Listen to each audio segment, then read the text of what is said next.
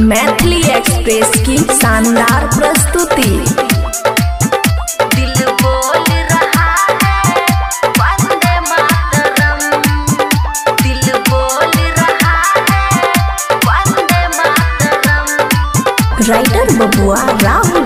जन से भी प्यारा तिरंगा है, झंडा ये ऊंचा हमारा है, झंडा ये ऊंचा हमारा है। जन से भी तिरंगा प्यारा है, झंडा ये ऊंचा हमारा है। झुकने ना देंगे तिरंगा हम, हो दिल बोल रहा है वंदे मातरम, दिल बोल रहा है वंदे मातरम। वंदे मातरम वंदे मातरम वंदे मातरम। डीजे सुमित सतीश रईमा। झंडा ये ऊंचा हमारा है।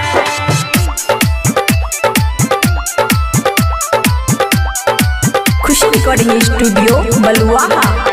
धन्य है जवानी जो वतन के काम आती है, जो वतन के काम आती है। एक पल रुला के हमें खुशियाँ दे के जाती है, खुशियाँ दे के जाती है। धन्य है जवानी जो वतन के काम आती है।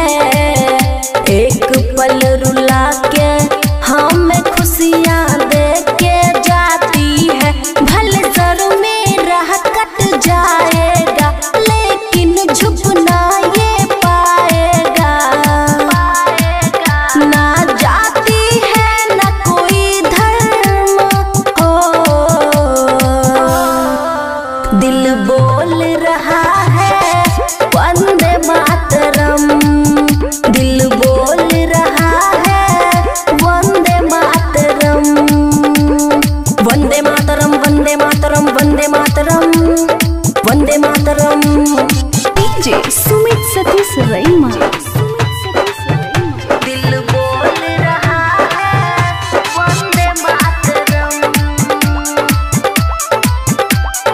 खुशी रिकॉर्डिंग स्टूडियो बलुआहा। लिखता है कलम मेरे वीरों की कहानियाँ, वीरों की कहानियाँ। खिलखिलाता ये चमन शहीदों की निशानियाँ। शहीदों की निशानियाँ। लिखता है कलम मेरा वीरों की कहानियाँ। खिलखिलाता ये चमन शहीदों की निशानियाँ। बबुआ राहुल संग मन जी खाके कहता है कसम जी,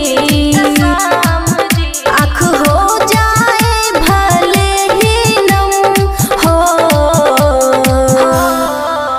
दिल बोल रहा है वंदे मातरम, दिल बोल रहा है वंदे मातरम। वंदे मातरम वंदे मातरम वंदे मातरम वंदे मातरम। खुशी रिकॉर्डिंग स्टूडियो बलुआहा।